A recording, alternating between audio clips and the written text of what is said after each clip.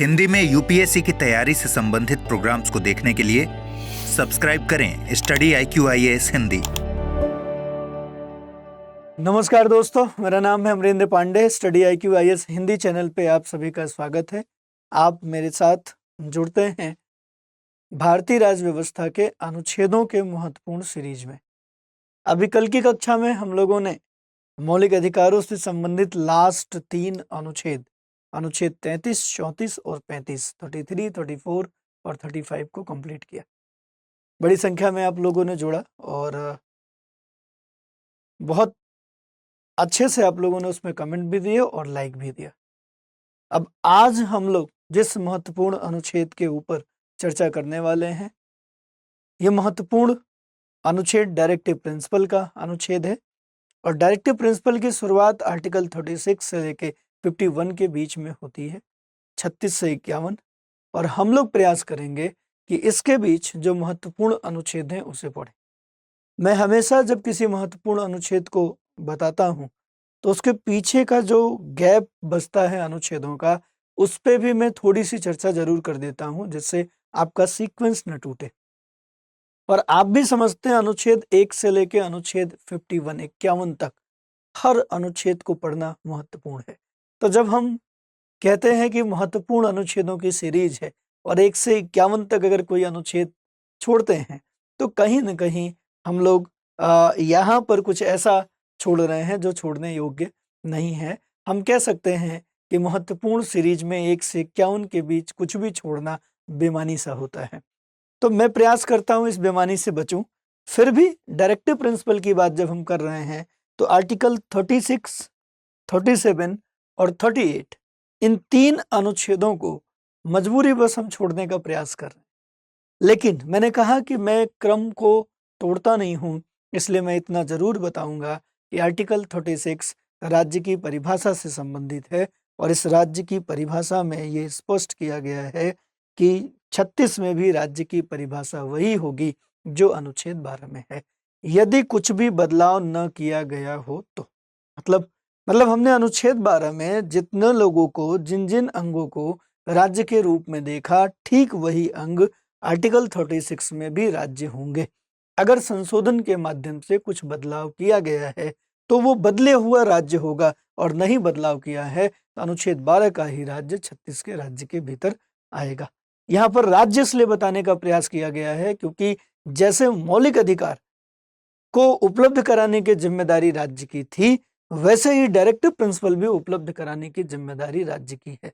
बस दोनों के बीच में अंतर इस बात का है कि मौलिक अधिकारों को राज्य बाध्य था उपलब्ध कराने के लिए, वहीं पर डायरेक्टिव प्रिंसिपल को राज्य उपलब्ध कराने के लिए बस बाध्य नहीं। अब ये बाध्यता नहीं है, इस बात का पता कैसे लगा कि फंडामेंटल राइट्स बाध्य था और यहां बाध्यता नहीं है? इसके लिए अनुच्छेद 37 को देखना पड़ेगा, अनुच्छेद 37 को, जिसके अंतर्गत लिखा है कि राज्य अपनी क्षमता और विकास की सीमाओं के भीतर रहते हुए निदेशक तत्वों को उपलब्ध कराने का प्रयास करेगा। ये जो लाइन आर्टिकल 37 की है कि अपनी क्षमता और विकास की सीमाओं के भीतर रहते हुए आपको मौलिक जो निदेशक तत्व हैं उपलब्ध कराने का प्रयास करेगा, तो ये बात 2-3 बातों को स्पष्ट कर देती है। पहला, ये राज्य के लिए बाध्यकारी नहीं है। दूसरा, इसमें लिखी गई बातों को न्यायालय के द्वारा एग्जीक्यूट नहीं कराया जा सकता, प्रवर्तन में नहीं लाया जा सकता। अर्थात निदेशक तत्व ना तो वाद योग्य हैं, ना तो न्याय योग्य हैं, ना तो बाध्यकारी हैं। इतनी बातें निकल कर आती हैं। हाँ, इससे इतनी बात जरूर आती है कि बाध्यकारिता न होने के कारण इसकी जो प्रकृति होती है वो सकारात्मक हो जाती है, जबकि मौलिक अधिकारों की प्रकृति नकारात्मक थी। इससे ज्यादा सवाल यहाँ से पूछे नहीं जाते। और जब डायरेक्टिव प्रिंसिपल आप पढ़ेंगे तो डायरेक्टिव प्रिंसिपल आयरिश संविधान, आयरलैंड के संविधान से लिए गए हैं। कई बार पूछा जाता है कि क्या आयरलैंड के संविधान में ये मूलतः उत्पत्ति इनकी हुई है? नहीं, आयरलैंड के संविधान में स्पेन के संविधान से लाया गया था। ठीक है, 37 तक की बात हो गई। 38 की बात हो जाए तो 38 लोक कल्याण में अभिवृद्धि से संबंधित अनुच्छेद है और 38 में 2 उपखंड है, 38 का 1 और 38 का 2। 38 के 1 में कहा गया है कि राज्य प्रयास करेगा कि सामाजिक, आर्थिक राजनीतिक न्याय की स्थापना हो सके, जिससे कि लोक कल्याण में अभिवृद्धि हो सके। वहीं 38 के दूसरे भाग को 44वें संविधान संशोधन 1978 के द्वारा जोड़ा गया, जिसमें अपेक्षा की गई है कि राज्य प्रयास करेगा कि जो भी व्यक्ति जिस भी व्यवस्था में जहां भी कार्यरत है वहां पर उसे आय की असमानता को सुनिश्चित किया जा सके, साथ ही साथ अवसर की असमानता को दूर किया जाए, अर्थात अवसर की समता लाई जा सके। ये अनुच्छेद 38 का 2 है। तो 38 का 1, 38 का 2 दोनों मिलके लोक कल्याण की अभिवृद्धि की बात करते हैं। अर्थात अगर हम डायरेक्टिव प्रिंसिपल में ऐसा कोई अनुच्छेद ढूंढें जो अनुच्छेद लोक कल्याण की बात करता है, वेलफेयर स्टेट की बात करता है, तो उस वेलफेयर स्टेट वाले सबसे महत्वपूर्ण अनुच्छेद में आर्टिकल 38 को आप देख सकते हैं। पूरा का पूरा डायरेक्टिव प्रिंसिपल लोक कल्याणकारी स्टेट की संकल्पना को स्थापित करने का प्रयास करता है।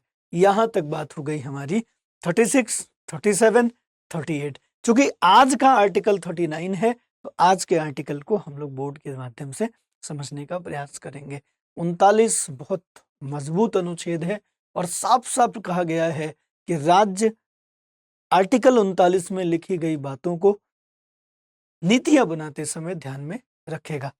हालांकि रखेगा का मतलब ये नहीं है कि बाध्यकारी है, यहाँ रखेगा का मतलब है कि क्षमता और विकास की सीमाओं के भीतर रहते हुए। तो आर्टिकल 39 शुरू करते हैं।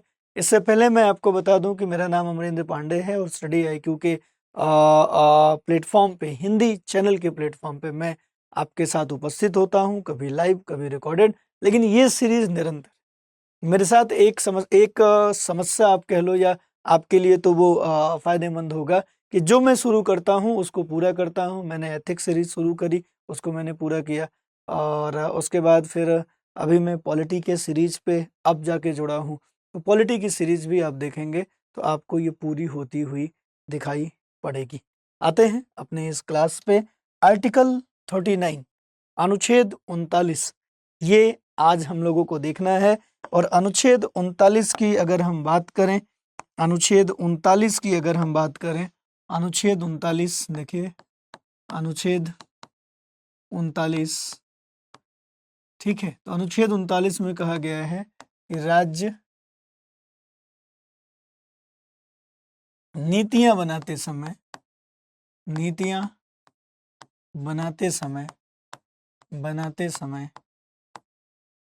निम्न बातों का ध्यान रखेगा। राजनीतियां बनाते समय निम्न बातों का ध्यान रखेगा। अब ये निम्न बातें कौन सी हैं, इसको जब हम लोग पढ़ने का प्रयास करेंगे, इसकी जब हम लोग शुरुआत करेंगे, तो आर्टिकल 39 का ए हमें देखने को मिलेगा। इसको 39 को कहते हैं, अंग्रेजी में 39A कहते हैं। कई बार आपको इस बात को लेके कंफ्यूजन होता है कि आर्टिकल 39A में क्या है और आर्टिकल 39A में क्या है। तो ध्यान रखिएगा, आर्टिकल 39 का ए अलग है और आर्टिकल 39A जो है अलग है। ये उपखंड है, ध्यान रखिएगा, ये उपखंड है और ये एक पृथक अनुच्छेद है, पृथक अनुच्छेद है। इस बात को आपको ध्यान में रखना। तो उपखंड के रूप में जब हम पढ़ना शुरू करते हैं तो यहाँ पे हमें देखने को मिलता है आर्टिकल 39A 39 क के अंतर्गत लिखा गया है, राज्य प्रयास करेगा। ध्यान रखिए, ये लाइन हमेशा जुड़ी रहेगी। राज्य करेगा और राज्य प्रयास करेगा, दोनों में अंतर है। अगर ये मौलिक अधिकार होता तो हम कहते कि राज्य करेगा, ये डायरेक्टिव प्रिंसिपल है, इसलिए हम स्टार्ट करते हैं राज्य प्रयास करेगा। तो आर्टिकल 39 के भीतर बहुत सारे उपखंड हैं, उन उपखंडों को हमें देखना चाहिए। हालांकि इसकी लिस्ट भी है, अगर आप देखेंगे तो यहाँ पर ये प्रिंटेड लिस्ट है, लेकिन जब प्रिंटेड लिस्ट पे आप जाते हैं तो बहुत बार चीज़ें आपके समझ में नहीं आती है, लेकिन फिर भी प्रिंटेड लिस्ट के माध्यम से भी हम लोग इसको कर सकते हैं। कुछ महत्वपूर्ण बातें यहाँ पर हैं, तो आइए प्रिंटेड लिस्ट के माध्यम से। हालांकि अब 39(1) का क लिखा गया, तो इस पे क्या लिखा है ये जरूर बताना चाहिए। राज्य प्रयास करेगा कि महिला और पुरुष दोनों को, देखिए, महिला और पुरुष दोनों को समान आजीविका के साधन समान आजीविका के संसाधन उपलब्ध हो सके, संसाधन उपलब्ध हो सके।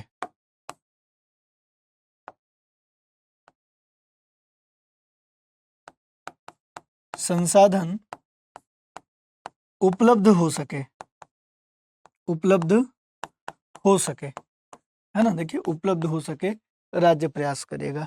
महिला और पुरुष दोनों को समान आजीविका के संसाधन, महिला और पुरुष दोनों को समान आजीविका के संसाधन उपलब्ध हो सके, राज्य प्रयास करेगा। यह महत्वपूर्ण बात है। अब आपको लगता है कि राज्य ऐसा क्यों करेगा, क्योंकि राज्य तो इसके लिए बाध्य है नहीं। ध्यान रखिएगा, राज्य इसके लिए बाध्य नहीं है, इसका मतलब ये नहीं है कि ये महत्वपूर्ण नहीं। अक्सर हम उन्हीं चीजों को करने का प्रयास करते हैं जो चीजें हमारे लिए बाध्यकारी नहीं होती। जो चीजें बाध्यकारी होती हैं हम उससे बचने का प्रयास करते हैं। यह स्थिति है कि अगर आर्टिकल 39A के बारे में राज्य का अगर हम प्रयास देखें, राज्य का अगर हम कार्य देखें, तो आप हतप्रभ रह जाएंगे कि राज्य ने इतनी संजीदगी से कैसे काम किया। इसके लिए आपको देखना होगा 1950 जब हमारा संविधान पूरी तरह लागू हुआ, तो उस समय महिलाओं के लिए अगर आप देखें तो आपके पास कुछ दो चार ऐसे क्षेत्र नहीं आएंगे जहां महिलाएं आजीविका के संसाधन के लिए जा सकती, महिलाएं अपने पैर पे खड़ी हो पाएं, महिलाएं आर्थिक रूप से सशक्त हो पाएं। इसके लिए जरूरी है कि महिलाओं को भी आजीविका के संसाधन उपलब्ध हों। लेकिन 1950 की बात सोच के देखिए कि महिलाएं क्या करती थी। अगर महिलाओं को आर्थिक रूप से स्टेब्लिश होना है तो महिलाएं कहाँ काम करने के लिए जा सकती थी। आप कहोगे महिलाओं के लिए कोई ऐसा क्षेत्र नहीं था जहां महिलाएं काम करने के लिए जाएं। यही कारण था कि महिलाएं चार दीवारी के अंदर, यही कारण था कि महिलाएं चार दीवारी के अंदर बंधी थी और महिलाएं वहां से बाहर नहीं निकल सकती थी, क्योंकि बाहर निकलेंगी तो उनको आर्थिक रूप से समृद्धि की जरूरत होगी, आर्थिक सशक्तता की जरूरत होगी। और आर्थिक सशक्तता कहाँ आएगी? ये 1950 की बात है। एक ऐसा क्षेत्र हमें नहीं दिखता था जहां महिलाएं आजीविका के लिए जा सकती थी। और बहुत सारे लोग कहेंगे कि सर खेती में लग सकती थी, मजदूरी कर सकती थी। ये कोई सेक्टर थोड़ी है। आर्थिक सशक्तता का मतलब है जहां आपको वर्ष भर काम मिले। जहां वर्ष भर काम ही नहीं है उसे किसी आर्थिक रूप से सशक्तता कैसे आएगी? भूखों मर जाओगे आप।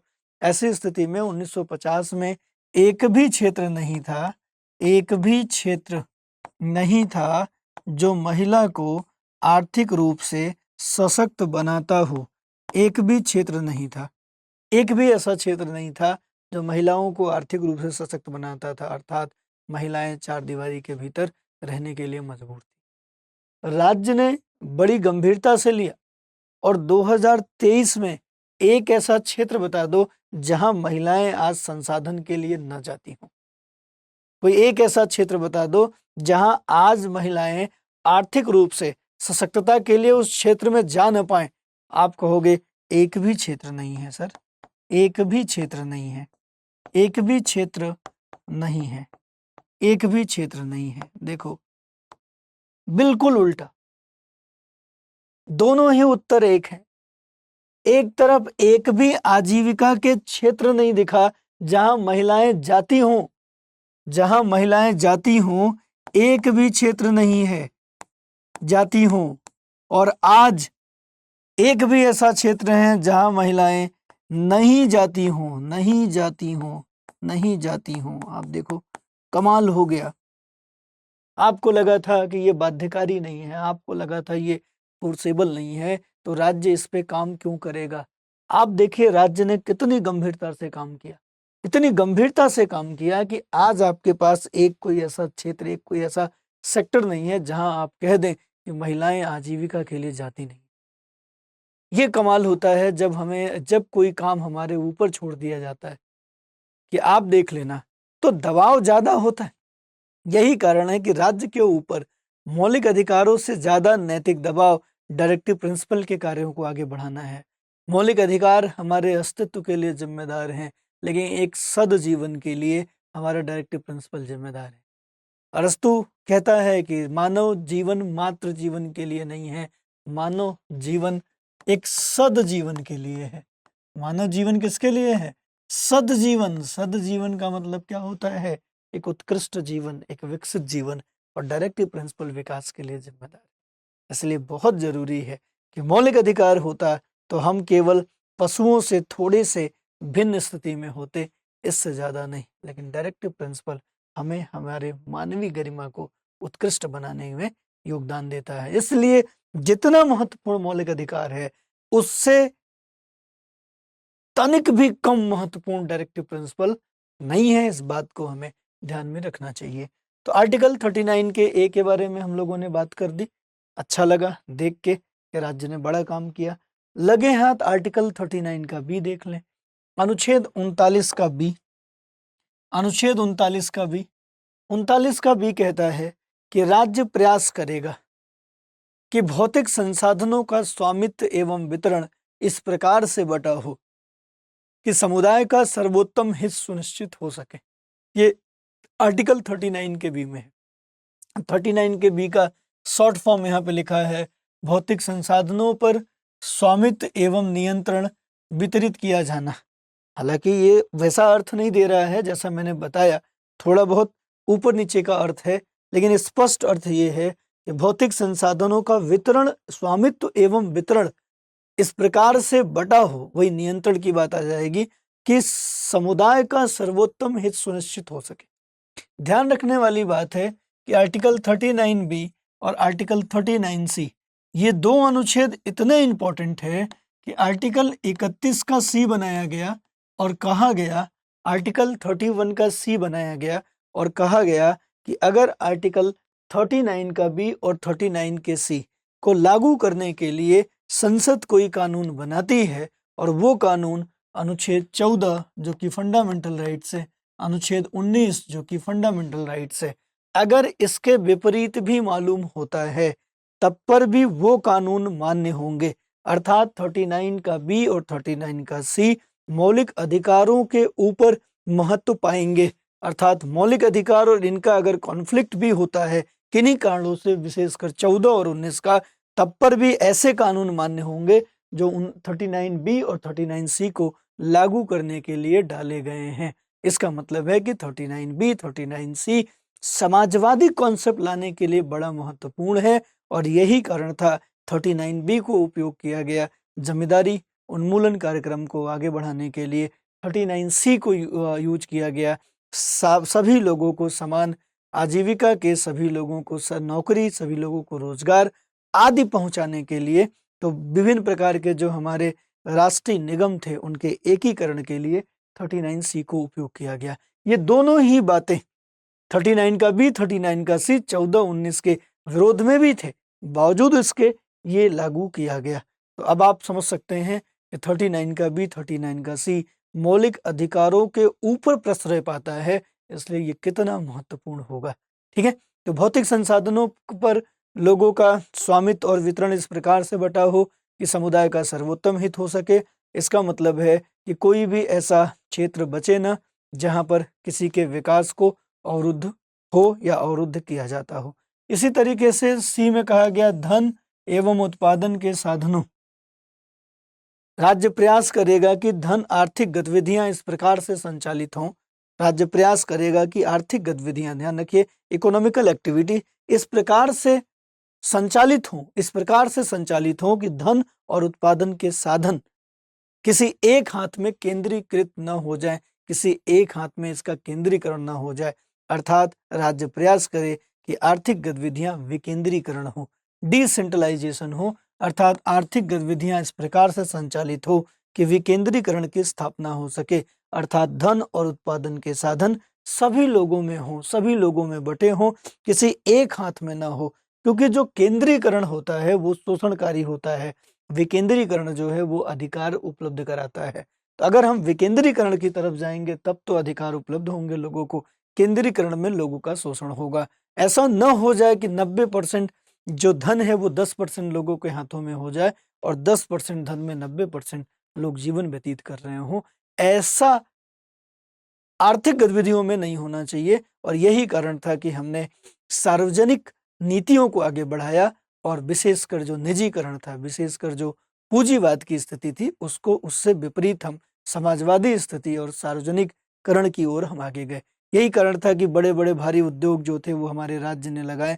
सुई से लेकर जहाज तक बनाने के सारी जो कारखाने थे वो सार्वजनिक क्षेत्र में थे, राज्य ने लगाया। व्यापक स्तर पर राज्य ने प्रयास किया कि लोगों को रोजगार राज्य दे। तो ये समाजवादी धारणा को लाने के लिए। तो जब कभी हमसे पूछा जाता है कि हमने 42वें संविधान संशोधन 1976 में समाजवाद जोड़ा, तो कहाँ से समाजवाद जोड़ा भाई? आपके एक शब्द जोड़ देने से हमारे संविधान में समाजवाद आ गया? नहीं, समाजवादी व्यवस्था हमारे प्रारंभ से थी। संविधान जब हमने 26 नवंबर 1949 को जो एक्सेप्ट किया था, उसमें भी समाजवादी व्यवस्था थी, और जब हमने 26 जनवरी 1950 को लागू किया, तब पर भी समाजवादी व्यवस्था थी। जो समाजवादी व्यवस्था थी वो है, ये हमारे गुण के रूप में दुनिया भी जाने, हमारे अपने लोग भी जाने। इसलिए प्रियम्बल में 42 कॉन्स्टिट्यूशनल अमेंडमेंट्स के द्वारा एक शब्द जोड़ दिया गया, जबकि उसके भाव तो हमारे संविधान में पहले से मौजूद थे, पहले से थे। इसी तरीके से आर्टिकल 39 के डी की बात करेंगे तो 39 का डी जो है ये भी महिलाओं को सशक्त बनाता है। अगर आप महिलाओं के संबंध में विशेषकर डायरेक्टिव प्रिंसिपल में महिला सशक्तिकरण के लिए अनुच्छेद ढूंढेंगे तो एक अनुच्छेद आपको 39 का ए मिलेगा, जो महिला सशक्तिकरण को आधार बनाता है। दूसरा, महिला सशक्तिकरण और महिलाओं के लिए जो इक्वल का जो आंदोलन था उसको इंडिकेट करता हुआ एक अनुच्छेद आपको मिलेगा, समान कार्य के लिए समान वेतन। पहले ऐसा था कि महिला और पुरुष यद्यपि दोनों कानून की नजर में बराबर हैं, बावजूद इनके में कुछ न कुछ अंतर किया जाता था, और यही कारण था कि महिलाओं और पुरुषों के वेतन में अलगाव होता था। साफ साफ लिख दिया गया कि राज्य प्रयास करेगा कि महिला और पुरुष दोनों को समान कार्य के लिए समान वेतन दिया जा सके, ये सुनिश्चित किया जाए। और इसके लिए राज्य ने काम भी किया, बहुत सारे कानून राज्य ने बनाए हुए हैं जहाँ समान कार्य के लिए समान वेतन जो है वो निश्चित हो सके। साथ ही साथ सर्वोच्च न्यायालय ने भी आर्टिकल 39 डी के लिए बहुत महत्वपूर्ण बात कही। सर्वोच्च न्यायालय ने आर्टिकल 39 डी के लिए कहा कि ये मौलिक अधिकारों के जैसा है। मौलिक अधिकारों के जैसा है। क्या है ये? मौलिक अधिकारों के जैसा है। ये तो बड़ी बात हो गई, मौलिक अधिकारों के जैसा है। हाँ, ध्यान रखिए, ये मत समझिएगा कि ये मौलिक अधिकार है। ये मौलिक अधिकार नहीं है, लेकिन मौलिक अधिकारों से कम नहीं है। इसके लिए 3 बातें बताई गई। कहा गया कि अनुच्छेद 14 इसका समर्थन करता है, अनुच्छेद 16, और जो एक बात है प्रस्तावना में, समाजवाद।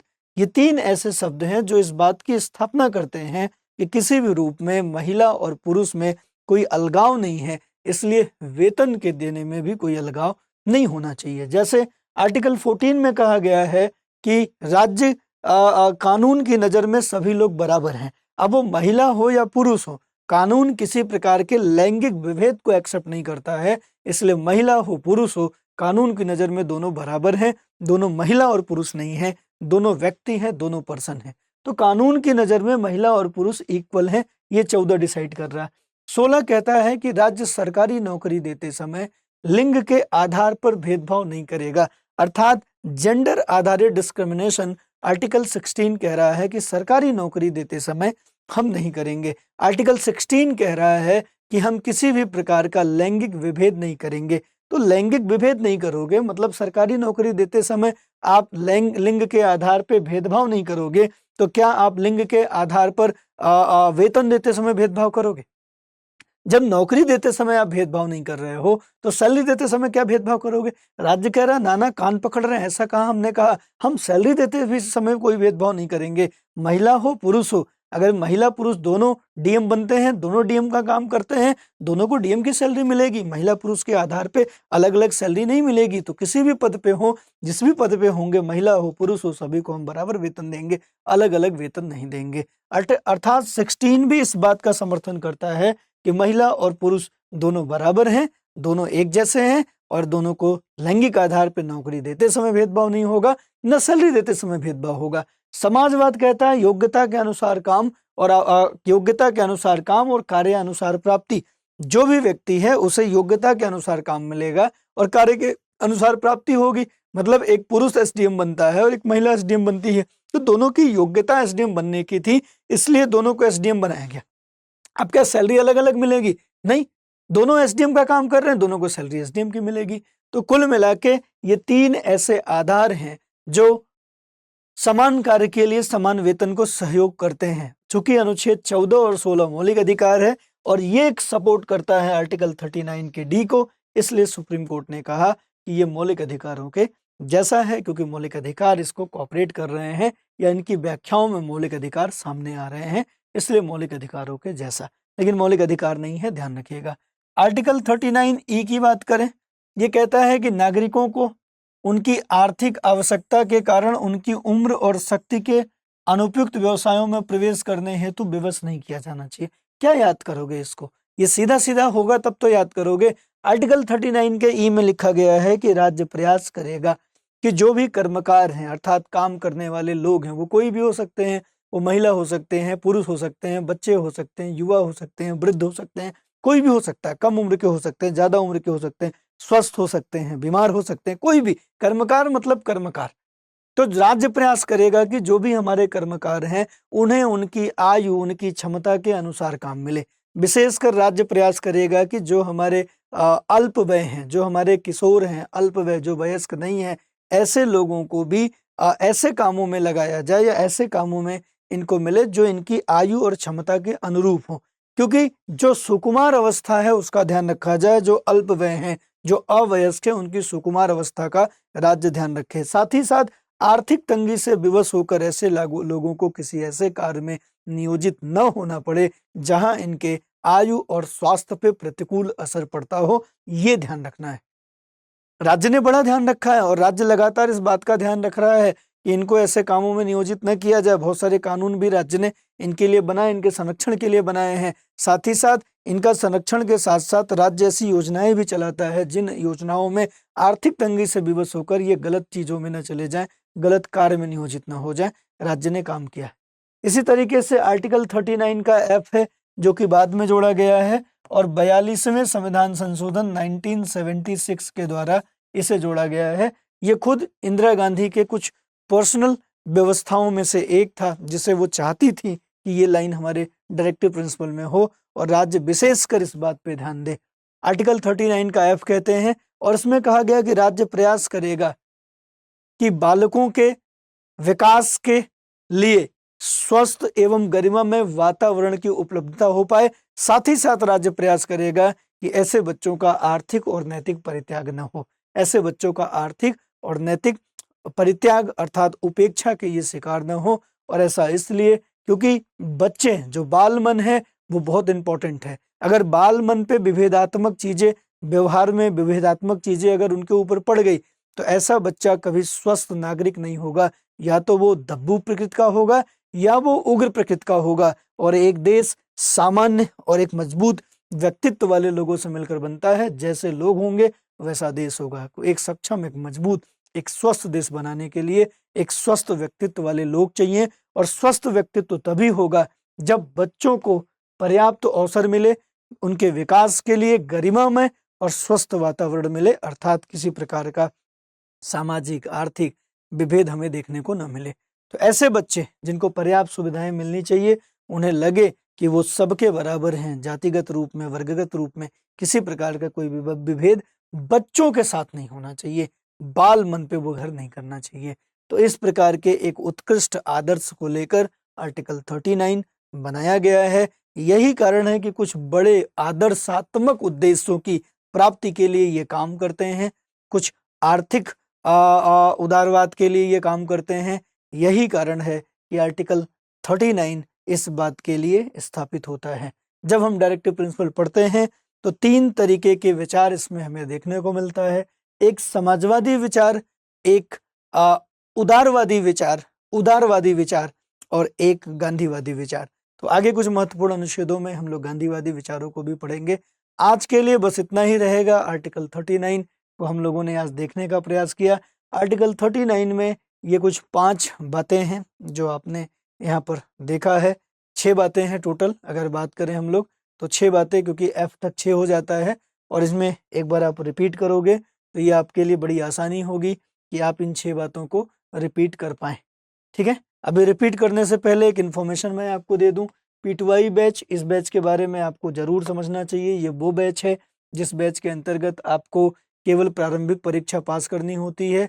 मुख्य परीक्षा के लिए स्टडी IQ दिल्ली में रह के आपके ऑफलाइन मॉडल में रहना खाना सारा पढ़ाई लिखाई सबकी खर्चा उठाता है। आप पूरी तरीके से स्टडी IQ के जिम्मेदारी के अंतर्गत आ जाते हैं। इस बैच से जुड़ने के लिए 22 जुलाई जो है यहाँ से बैच स्टार्ट हो रहा है। लिमिटेड सीटें हैं, फटाफट एडमिशन शुरू हो गए हैं। इंग्लिश मीडियम से आप हैं तो इंग्लिश मीडियम के बैच में ज्वाइन करिए, इंग्लिश मीडियम करना चाहते हैं उसमें, और हिंदी माध्यम के साथ जुड़ना चाहते हैं तो हिंदी माध्यम। तीनों बैचेस अलग अलग हैं, एक ही दिन शुरू हो रहे हैं, वो है 22 जुलाई। लिमिटेड सीटें हैं और लिमिटेड सीट इसलिए है क्योंकि बड़ी संख्या में है जो PT पास करने के बाद आप स्टडी IQ के जिम्मेदारी पे आप दिल्ली रहते हैं और दिल्ली में रहना खाना सब कुछ स्टडी IQ उठाता है। इसका एक बड़ा स्पष्ट रोड मैप है। हम लोग आपको अभी जुलाई से लेके दिसंबर तक पढ़ाएंगे प्री कम मेंस, वो सारी चीज़ें जो प्री कम मेंस में कॉमन है वो पूरी की पूरी मेंस की तैयारी PT की तैयारी हो जाएगी। फिर SIP सक्सेस इन प्रीलिम्स में आप आते हैं जनवरी से लेके आप अप्रैल तक, क्योंकि मई में आपका एग्जाम है, और अप्रैल तक जब आप SIP पे होते हैं सक्सेस इन प्रीलिम्स, हमारा प्रयास होता है आपका PT निकले, और जैसे ही आप PT निकालते हैं आपको स्टडी IQ बुला लेता है, आपको मेंस की तैयारी कराता है। लेकिन ध्यान रखिए PT पास होने वाले छात्र ही दिल्ली आते हैं, तो दिल्ली अब दूर नहीं लेकिन ये आपके हाथ में है। लेकिन इसके लिए शर्त क्या है कि आप PT निकाल लें, शर्त यह है कि आप स्टडी IQ के इस बैच से जुड़े हों। 29,999 की फीस है, हालांकि ये खर्चा 70,000 होता है, लेकिन आप AP लाइव कोड का इस्तेमाल करेंगे तो 29,999 में आप अपना एडमिशन ले सकते हैं। ध्यान आपको ये रखना है कि एडमिशन लेने के लिए स्टडी IQ के ऐप को का उपयोग कर सकते हैं या स्टडी IQ के आप वेबसाइट का उपयोग कर सकते हैं। वहाँ पे हिंदी माध्यम 22 जुलाई वाला जो बैच है ये आप परचेज करेंगे। परचेज करने का मोड कुछ भी हो सकता है, आपके पास बहुत सारे साधन हैं। अगर आप अभी भी परचेज करने की स्थिति में नहीं है, आप टेक्निकलिटी रूप से आप एडमिशन नहीं ले पा रहे हैं, तो आप संपर्क कर सकते हैं, मेरे साथ जुड़ सकते हैं, मेरे साथ आ सकते हैं, और इस संपर्क पे मेरे साथ जुड़ के आप जुड़ने का तरीका अमरेंद्र पांडे नोट्स टेलीग्राम के माध्यम से जुड़ सकते हैं, इंस्टा ID पे मैसेज कर सकते हैं अमरेंद्र PND1, या फिर आप मुझे मेल कर सकते हैं amrendra.pandey@studiiq.com। तो मुझसे जो सहयोग हो पाएगा उस सहयोग को कराने का मैं प्रयास करूंगा। आप स्कैन करके भी जुड़ सकते हैं इंस्टा ID या टेलीग्राम से, और यहाँ से जुड़ के आप संपर्क कर सकते हैं, और जो भी सहयोग हो पाएगा आपको, तकनीकी सहयोग, एडमिशन लेने में सहयोग या फिर डिस्काउंट का सहयोग, वो मेरी तरफ से आपको किया जाएगा। ठीक है, हाँ, किसी भी तरीके से बस आपको जुड़ना होगा AP लाइव। जब आप अपना एडमिशन परचेज करें AP लाइव कोड का इस्तेमाल करें। कोई कॉल करके भी बोलता है तो आप उनको बताएं कि आप AP लाइव कोड के इस्तेमाल करा के मेरा एडमिशन डन करा दीजिए। तो थोड़ी सी बातें जो रह गई कि जो आर्टिकल 39 था उसके आधार पर हम लोगों ने क्या क्या किए। देखिए, भूमि सुधार कार्यक्रम चलाया गया, जमींदारों, जागीरदारों, इनामदारों आदि जैसी जो बिचौलियों का जो व्यवस्था थी हमारे यहाँ, उसका उन्मूलन किया गया, आर्टिकल 39B। इसी तरीके से किराएदारी में सुधार किया गया, जैसे कार्यकाल की सुरक्षा दी गई, उचित किराया आदि की बात की गई। जो भूमि जोत थे उसमें अधिकतम सीमा का निर्धारण किया गया। आपको हदबंदी योजना याद होगी, हदबंदी योजना ये चलाई गई। भूमिहीन मजदूरों के मध्य अशिशेष भूमियों का वितरण, जो हदबंदी योजना से जो चीजें ली गई वो निर्धन या जो ऐसे भूमिहीन लोग थे उनमें बांटी गई। सहकारी कृषि की शुरुआत की गई, सहकारी कृषि की शुरुआत की गई। इसी तरीके से वित्तीय संसाधनों को युक्त बनाने के लिए ये आर्टिकल 39 के C को ध्यान में रखते हुए जैसे जीवन बीमा का राष्ट्रीयकरण किया गया 1956 में। ऐसे 14 अग्रणी जो वाणिज्यिक बैंक थे इनका एकीकरण किया गया 1969 में। सामान्य बीमा का राष्ट्रीयकरण 1971 में। प्रीवी पर्स का उन्मूलन 1971, अर्थात प्रीवी पर्स का मतलब है जो हमारे यहाँ पहले से जो प्रिंसेस स्टेट थे उनके जो विशेषाधिकार दिए गए थे उनको समाप्त किया गया। तो ये सब एक समाजवादी व्यवस्था लाने के लिए, आर्थिक रूप से सभी को इक्वल करने के लिए, और किसी को भी जो भौतिक संसाधन है उसका सामूहिक हित में उपयोग हो सके और आर्थिक क्रियाकलापों का डिसेंट्रलाइजेशन हो सके, उन चीज़ों को करने के लिए ये सारी व्यवस्थाएं की गई हैं। तो मुझे लगता है कि ये अनुच्छेद आपके समझ में आया होगा, इस अनुच्छेद के महत्व को आप समझ पाए होंगे, है ना। इसके साथ ही साथ एक और छोटी सी बात है जिससे हम लोग देख सकते हैं, आर्टिकल 39A सेपरेट आर्टिकल की बात हम लोगों ने कही थी। ये 42वें संविधान संशोधन 42वें संविधान संशोधन 1976 के द्वारा जोड़ा गया। समान न्याय एवं निःशुल्क विधिक सहायता।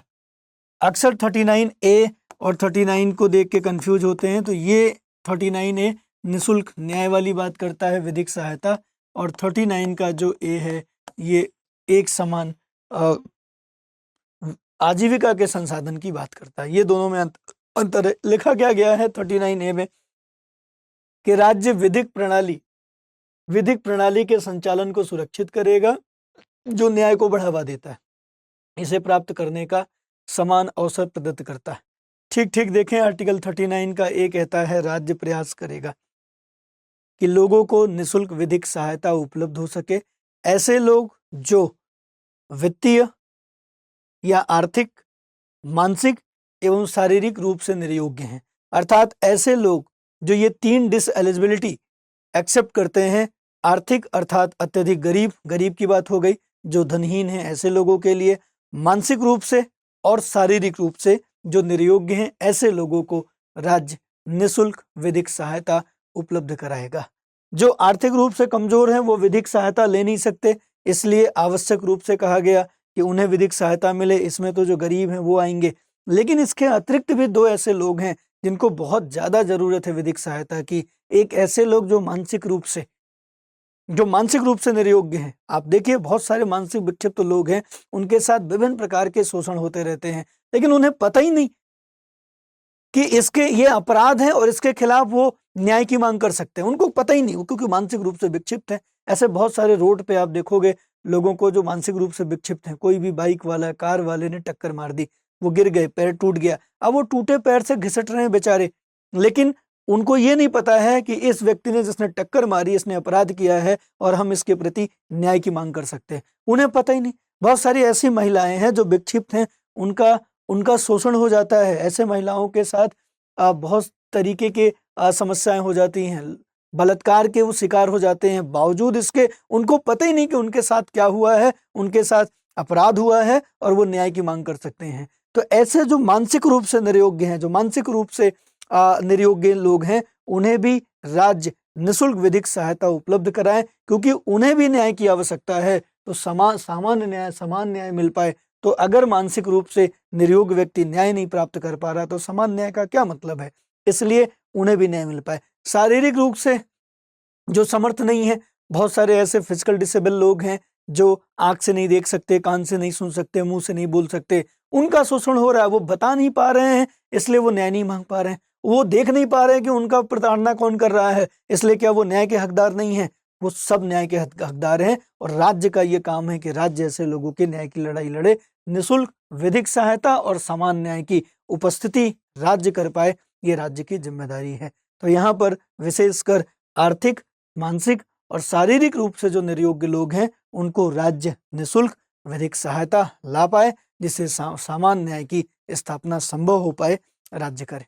इसके लिए राज्य ने काम भी किया है, ऐसा नहीं है। राज्य जो भी डायरेक्टिव प्रिंसिपल में है, राज्य लगातार काम कर रहा है। बस ये जरूर है कि वो अभी आत्यंतिक रूप में नहीं है, पूर्ण रूप में नहीं है, एब्सोल्यूट रूप में नहीं है। क्यों? क्योंकि ये डायरेक्टिव प्रिंसिपल है, फंडामेंटल राइट्स नहीं। राज्य अपनी क्षमता और विकास की सीमाओं के भीतर रहते हुए उपलब्ध कराने का प्रयास करेगा, राज्य कर रहा है। राज्य यह सुनिश्चित करने के लिए किसी भी उपयुक्त कानून योजनाओं के माध्यम से निःशुल्क विधिक सहायता प्रदान कर सकता है। आर्थिक या अन्य अक्षमता का मतलब यहाँ पे शारीरिक और मानसिक है, के कारण किसी नागरिक को न्याय प्राप्त करने के अवसर से वंचित नहीं रखा जाएगा। तो वो अन्य 2 में शारीरिक और मानसिक निर्योग्यता आप जोड़ेंगे। राज्य ने प्रयास किया है निःशुल्क विधिक सहायता प्रदान करने के लिए, कदम भी उठाए हैं। जैसे विधिक सेवा प्राधिकरण अधिनियम 1987 बनाया गया है, जिसमें गरीबों को निःशुल्क और सक्षम विधिक सहायता प्रदान करने का काम किया जाता है। सरकारी वकील नाम आप लोगों ने सुना होगा। बहुत सारे ऐसे बड़े मामले हैं जहां पर आप देखते हो कि सरकार का वकील आपकी लड़ाई लड़ रहा होता है। निर्भया केस देख सकते हो, जो अटॉर्नी जनरल, ऐसे लोग जो हैं आपकी पैरवी कर रहे होते हैं। तो यहाँ पर राज्य प्रयास करता है कि आपको निःशुल्क विधिक न्यायता उपलब्ध करा पाए और जो समान न्याय है वो बढ़ावा हो। इसी परिस्थिति में लोक अदालत आप देख सकते हैं, लोक अदालतें आयोजित होती हैं। ये भी पूरी तरीके से आप देखा जाए तो इसमें कोई शुल्क नहीं मिलता और आपसी समझौते के माध्यम से न्याय की स्थापना की जाती है, एक राष्ट्रव्यापी समाज की स्थापना की जाती है। तो राज्य लगातार डायरेक्टिव प्रिंसिपल में जितनी भी बातें लिखी गई हैं सब पे काम कर रहा है। क्योंकि ये क्लास कहीं 1 घंटे से ऊपर न चली जाए, इसलिए मेरा प्रयास था कि हम एक अच्छे स्पीड के साथ आपको सब कुछ समझाने के प्रति अग्रसर होते हुए इस कक्षा को पूरा करें। तो ये कक्षा यहाँ समाप्त होती है, यहाँ पे समाप्त होती है। किसी भी प्रकार का कोई डाउट है, कोई प्रश्न है, आप मुझे इंस्टा पे, आप मुझे टेलीग्राम पे भेज सकते हैं, या फिर एक और अच्छा साधन आपके पास, माध्यम आपके पास है, वो है amrendra.pandey@studiiq.com। ये मेल आईडी है, यहाँ पर भी आप अपनी चीज़ें भेज सकते हैं। प्रयास जहाँ तक रहेगा आपको रिप्लाई दिया जाए। क्लास अच्छी लगी तो लाइक करिए, चैनल पे नए हैं तो सब्सक्राइब करिए और जुड़ते रहिए। बड़ी संख्या में दोस्तों मित्रों तक भी इसको शेयर करते रहिए। इसी तरीके से एक नए अनुच्छेद, एक और नए महत्वपूर्ण अनुच्छेद को समझाते हुए अपनी क्लास में फिर लेके आऊँगा। तब तक के लिए इजाज़त, विदा चाहता हूँ। धन्यवाद। जय हिंद। हिंदी में यूपीएससी की तैयारी से संबंधित प्रोग्राम्स को देखने के लिए सब्सक्राइब करें स्टडी IQ IAS हिंदी।